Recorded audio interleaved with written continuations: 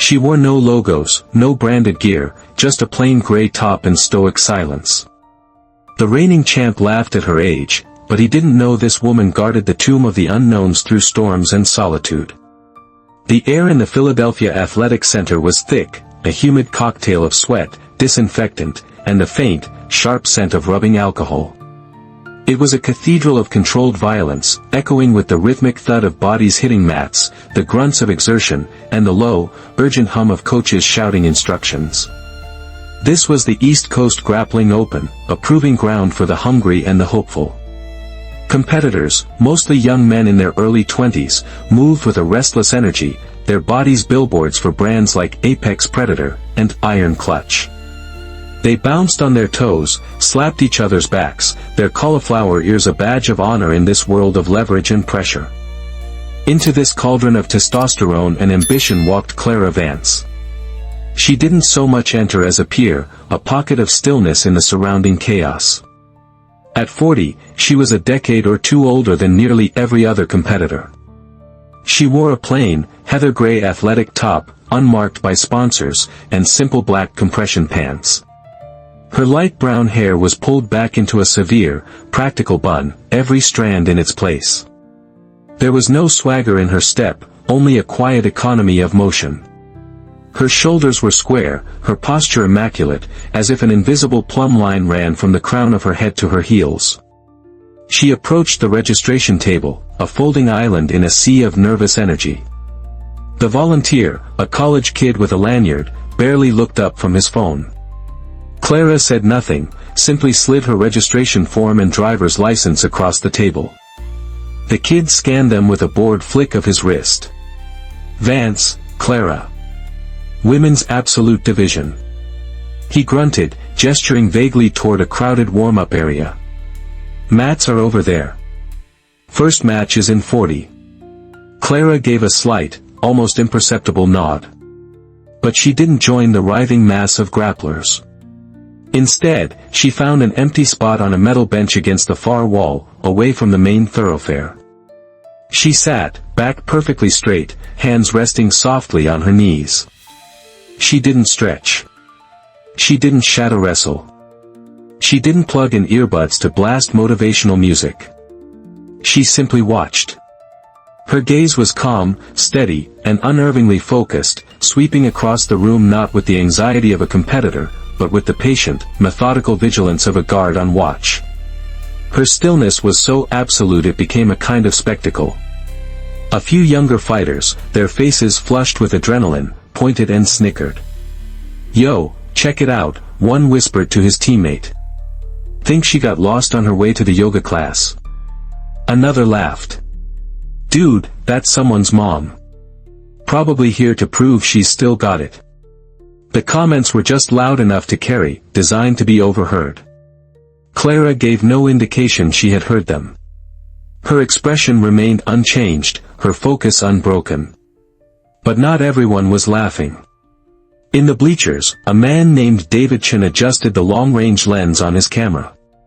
A freelance photojournalist, David had covered everything from city council meetings to riots.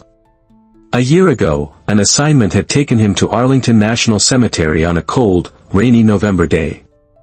He'd been tasked with capturing a feature on the sentinels of the tomb of the unknown soldier. For hours, he had watched them, mesmerized by their flawless, almost inhuman precision. He remembered one guard in particular.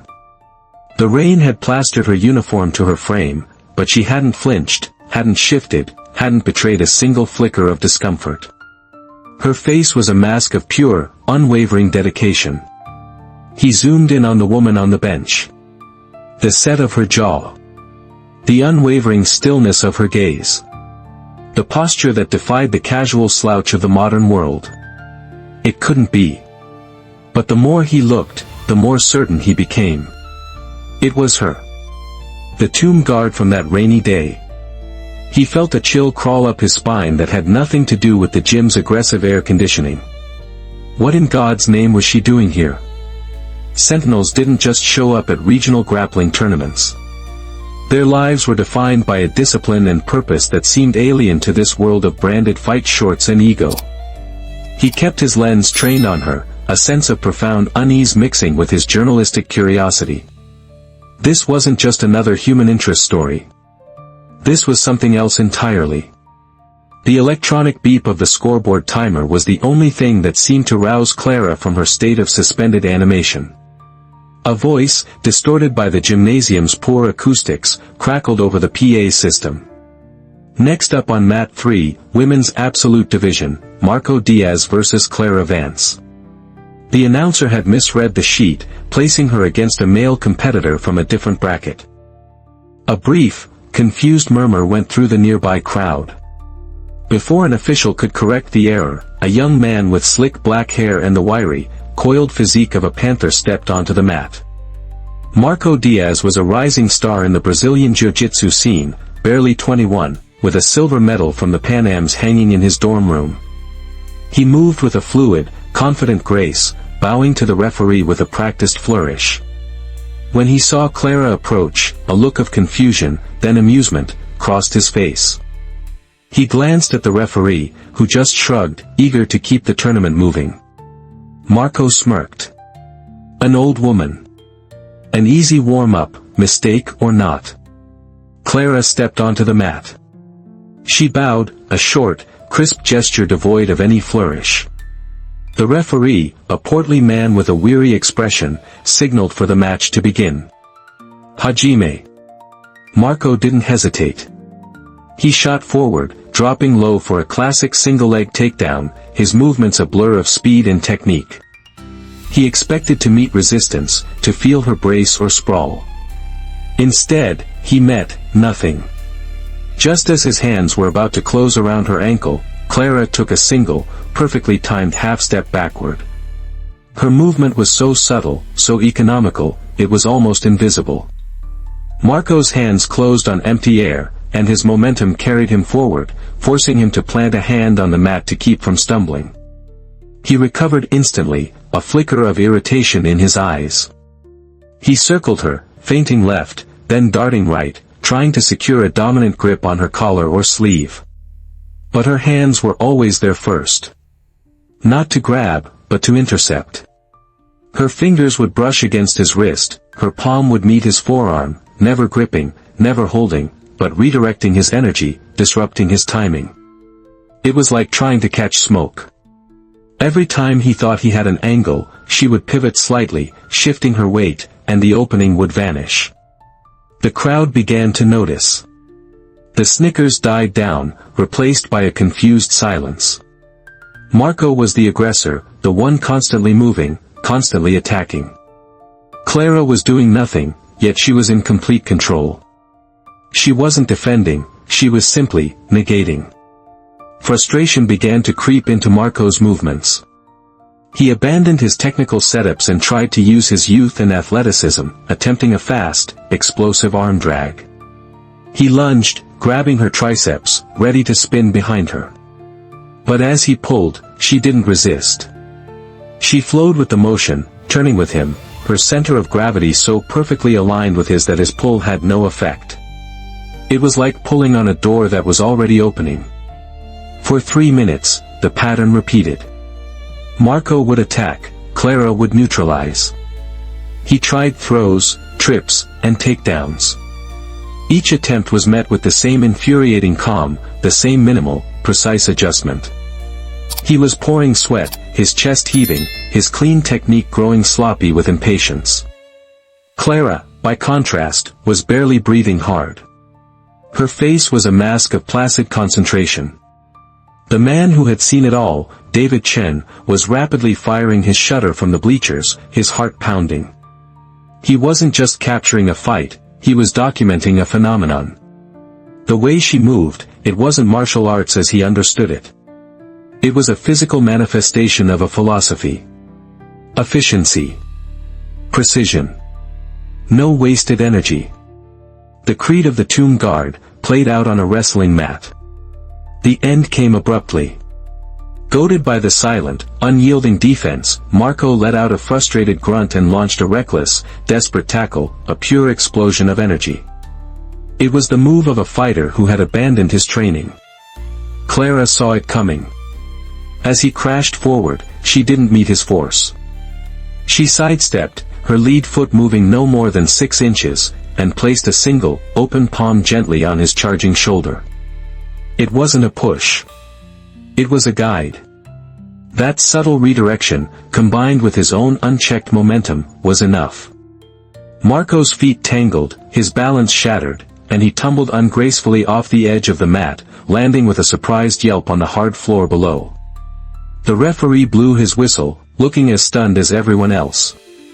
He raised Clara's hand. She had won. She hadn't scored a single point. She hadn't attempted a single submission. She hadn't even secured a dominant grip. Clara bowed to the empty space where her opponent had been, then to the referee. She turned and walked back to her bench, her expression identical to what it had been before the match. The whispers that followed her were different now. The word luck was used, but it sounded hollow.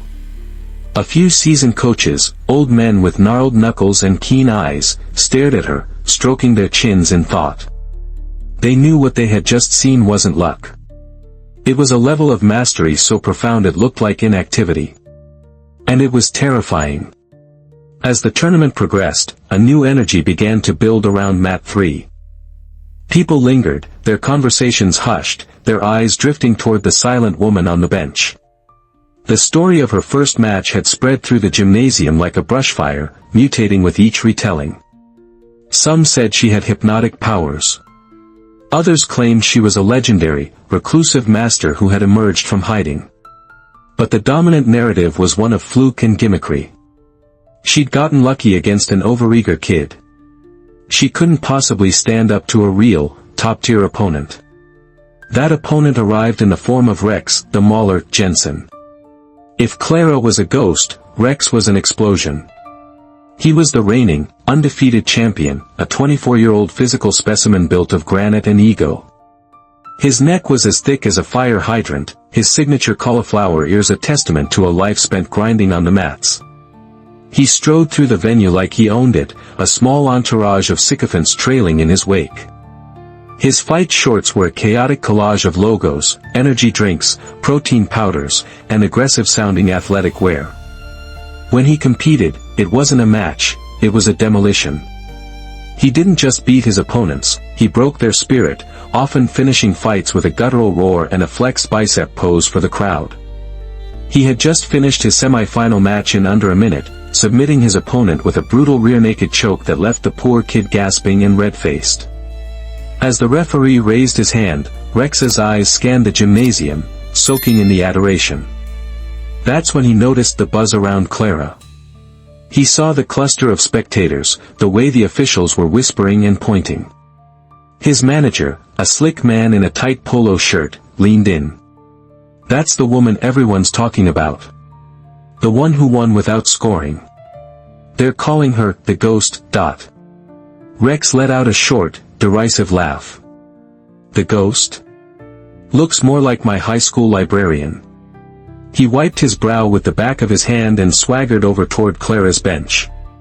The crowd parted for him, sensing the impending drama.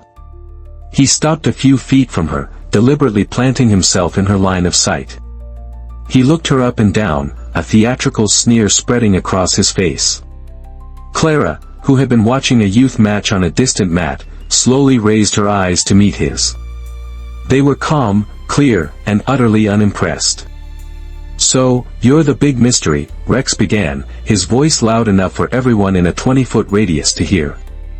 I gotta say, I'm not impressed. What's your secret? You just bore people until they fall over. A few of his followers snickered. Clara remained silent. Her lack of reaction seemed to fuel his arrogance. I heard you were some kind of guard, he continued, hooking his thumbs into the waistband of his shorts. Like, a security guard. Let me give you some free advice, Grandma. Standing still at a mall entrance isn't the same as wrestling. This is the real world. Men's world. He puffed out his chest, the logo stretching across his pectorals.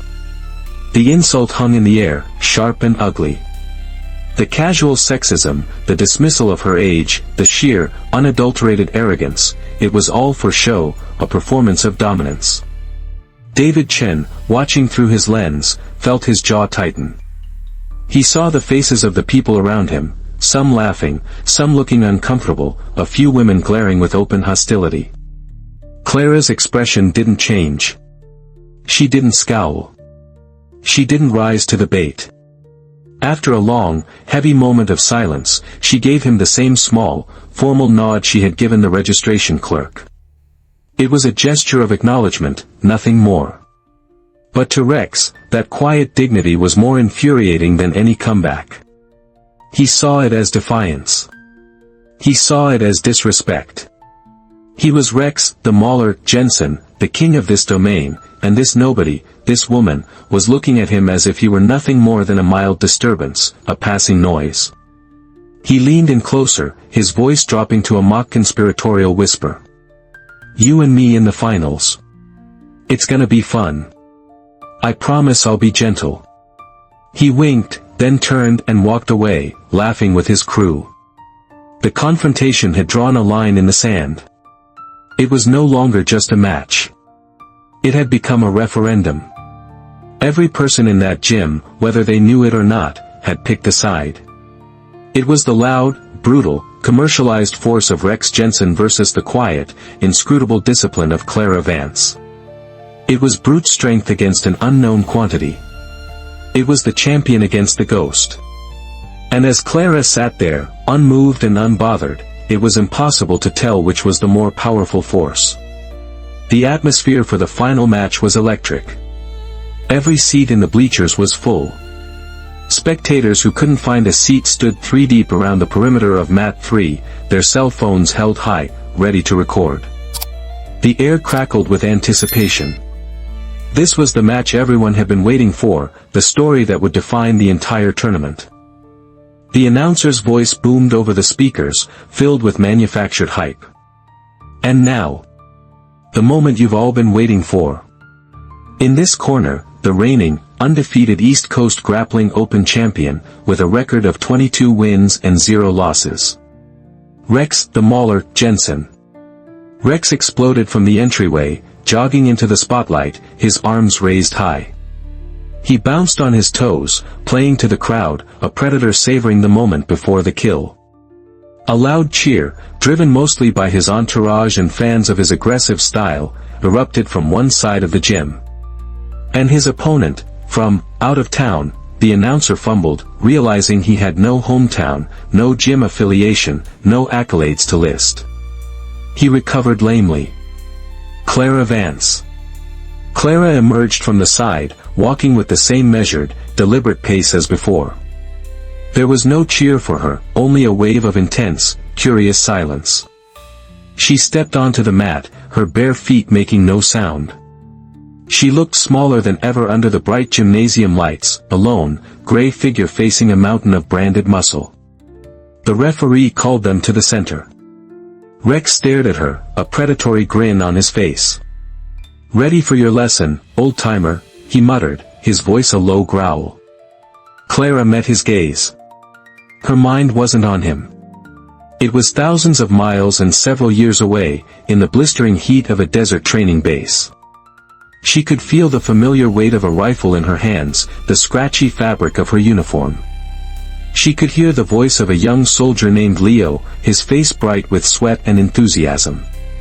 "It's not about strength, Clara," he told her as they practiced hand-fighting drills under a relentless sun. "It's about structure. Your bones against their muscle. Your timing against their speed. You don't have to be stronger. You just have to be smarter." Leo, who had dreamed of opening a wrestling club for kids back home in Wyoming.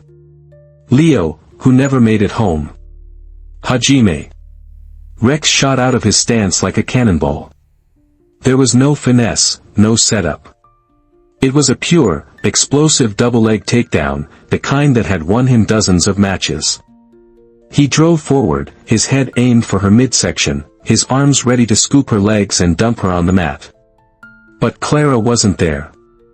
Just as he committed his weight, she executed a perfect sprawl, kicking her legs back and dropping her hips to the mat, her body forming a solid, immovable wedge. His shoulder connected with her hip bone with a dull thud. It was like running into a concrete barrier. The impact shuddered through his frame, stopping his momentum cold. For a split second, he was overextended, his balance compromised. Before he could recover, her hands were on him. Not striking, but controlling. One hand cupped the back of his neck, the other hooked under his armpit. She didn't try to push him away or choke him. She simply held him there, neutralizing his posture, pinning him in his moment of failure. The crowd let out a collective gasp. No one had ever stopped Rex's opening blast. He disengaged, scrambling back to his feet, his grin gone, replaced by a look of stunned disbelief. He shook his head, as if to clear it. He came at her again, this time trying to use his immense upper body strength, locking his hands around her in a powerful body lock, intending to lift and slam her. It felt like trying to lift a statue that was bolted to the floor. Clara sank her weight, her center of gravity dropping so low that she seemed to become part of the mat itself. Simultaneously, she worked her hands inside his grip, creating a frame with her forearms that prevented him from crushing her. His muscles bulged, veins standing out on his neck as he strained. He was one of the strongest men in the competition, yet he couldn't move her. He was pulling, squeezing, heaving, and she was just standing there, absorbing it all. His frustration mounted. He started throwing her around, trying to use brute force to break her stance. But with every push and pull, she moved with it, her feet gliding across the mat in short, precise arcs. She was a master of redirection, turning his aggression into her own stability. To the untrained eye, it looked like he was manhandling her. To David Chen and the few seasoned coaches watching, it was clear what was happening. He was exhausting himself, fighting against an opponent who refused to fight back on his terms. Inside Rex's head, a cold panic began to set in. This wasn't right. People were supposed to break. They were supposed to fall. He was the mauler. He looked into her eyes, searching for fear, for pain, for anything. He found nothing but a calm, bottomless depth. It was the same look he'd seen in old, grizzled instructors from Dagestan, men who had wrestled bears as children. It was the look of someone who had seen and endured things he couldn't possibly imagine. Don't fight the position, Clara. Own the space, Leo's voice echoed in her memory. Make them carry your weight. Make them respect your frame. Rex broke his grip, breathing heavily now, sweat stinging his eyes. He circled her, his movements less explosive, more hesitant. He was no longer a predator. He was a problem solver faced with an impossible equation. The crowd was dead silent. The initial excitement had evaporated, replaced by a thick, heavy tension. They were no longer watching a fight. They were watching the deconstruction of a champion. The doubt in Rex Jensen's mind was now a palpable thing, a poison seeping into his muscles, making them feel heavy and slow. The match had entered its 5th minute, and he had accomplished nothing. He had thrown every tool in his arsenal at this silent, unmovable woman, and every one of them had failed. His takedowns were stuffed. His throws were neutralized. His crushing grips were rendered impotent. His lungs burned, and a film of sweat blurred his vision. He was the champion, but he felt like a novice. Across from him, Clara stood as she had at the beginning. Her breathing was even, her gray top barely damp. She hadn't initiated a single attack. She hadn't even attempted to advance her position. She was a mirror, reflecting his own aggression back at him, and the image it showed was one of flailing, wasted effort. A wave of pure, primal rage washed over Rex, drowning out the last vestiges of his technique and strategy.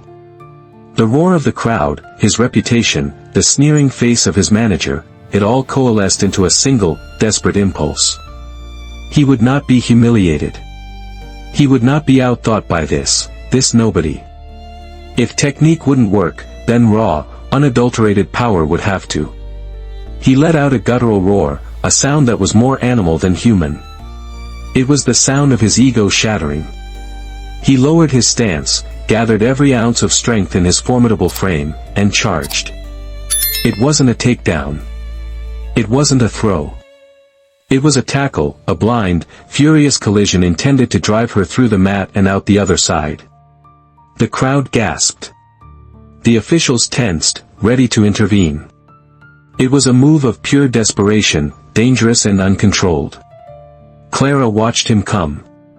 The world seemed to slow down. The roaring champion, the stunned faces in the crowd, the bright overhead lights, it all faded into a blur. The only thing that was clear was the charging mass of fury in front of her. She didn't retreat. She didn't brace for impact. In the final, critical moment, as Rex's head was about to crash into her sternum, she did the last thing anyone expected. She moved forward. It was a single, fluid motion, a masterpiece of timing and physics. She took one small step into the path of his charge, her body sinking low. As his momentum carried him onto her, she dropped to one hip, her leg extending behind his. She didn't try to lift him. She didn't need to. She simply provided a fulcrum. It was a perfect sacrifice throw, a sumi-geishi. Rex's own immense, forward-driving power became his undoing. He was launched upward and over her shoulder, his huge body sailing through the air in a silent, shocking arc. He seemed to hang there for an eternity, a monument to his own defeated rage, before crashing onto the mat behind her with a thunderous, definitive thud that echoed through the stunned gymnasium. Silence. Absolute, profound, deafening silence. No one breathed. No one moved. Time itself seemed to have stopped. Rex lay flat on his back, the wind knocked out of him. His eyes were wide open, staring at the ceiling, but they weren't seeing the steel girders and fluorescent lights. They were seeing the replay of his own failure, the impossible physics of his defeat. There was no pain on his face. Only a look of pure, uncomprehending shock. Clara rolled smoothly to her feet. She stood over him, her chest rising and falling in a slow, steady rhythm. She hadn't celebrated. She hadn't even smiled. Her expression was one of solemn duty fulfilled. Slowly, she extended a hand down to him. Rex stared at the hand for a long moment. It was a simple gesture, but in the context of what had just happened, it was monumental. It was an offer of respect from the person who had just utterly dismantled him. With a groan, he took her hand, and she effortlessly pulled him to his feet. He stood before her, no longer the arrogant champion, but a humbled student. He looked at her, then at the mat, then back at her. And for the first time in his competitive career, he bowed. It wasn't the perfunctory bow of a winner or the sullen nod of a loser. It was a deep, genuine bow of humility. A bow of respect. He had been defeated not by strength, but by discipline. Not by aggression, but by stillness. And in that single, humbling moment, Rex Jensen finally understood the lesson. The spell of silence was finally broken by the referee, who, after a moment of stunned paralysis, blew his whistle and raised Clara's hand. The gesture felt strangely inadequate. There was no roar from the crowd, just a slow, spreading wave of applause. It was a thoughtful, almost reverent applause, the kind one hears after a breathtaking symphony, not a wrestling match. The tournament coordinator, a frantic man with a clipboard and a headset, rushed onto the mat, his face alight with excitement.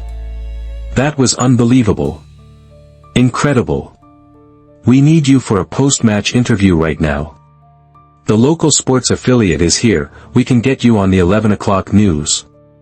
We'll get a photo with the trophy. Clara gently pulled her hand from the referee's grasp and shook her head once. No, thank you. The coordinator blinked, confused. What? But you're the champion. You just beat Rex Jensen. Do you know what this means? I didn't come here to be a champion, she said, her voice soft but firm. She turned and walked off the mat, leaving the coordinator, the trophy, and the spotlight behind her. She retrieved a small, plain duffel bag from under her bench and headed for the exit, moving with the same quiet purpose with which she had arrived. David Chen intercepted her near the door. He had his press pass in his hand, but he wasn't holding his camera. "Ms. Vance," he said, his voice full of a respect that went beyond journalism. "I saw you at Arlington last year." Clara paused, her hand on the door. She looked at him, and for the first time, a flicker of something other than placid discipline crossed her face. It was a hint of weariness, of a deep, abiding sorrow. "Why?" David asked, the question hanging in the air between them. "Why did you do this?" Clara's gaze drifted past him, back toward the now empty mat. Her fingers curled slightly, as if gripping the stock of a rifle that was no longer there. "I served with a boy," she began, her voice barely a whisper. "His name was Leo. He was brilliant. Funny. Fierce when he had to be. He loved wrestling more than anything. He said it was honest. No place to hide." She paused, swallowing hard. "He taught me the basics in the dust behind our barracks. He dreamed of opening a gym for kids in his hometown in Wyoming when he got out. A place to teach them discipline, respect, that strength isn't about hurting people." The coordinator's voice softened. "He didn't make it back, did he?" Clara shook her head, a single, sharp movement. "I made him a promise. That if I ever got out, I'd compete. Just once. Not to win. Not for a trophy. Just to stand on a mat for him. To honor what he believed in." She looked at David, her eyes clear and resolute. "That quiet doesn't mean weak. And that being underestimated is its own kind of power."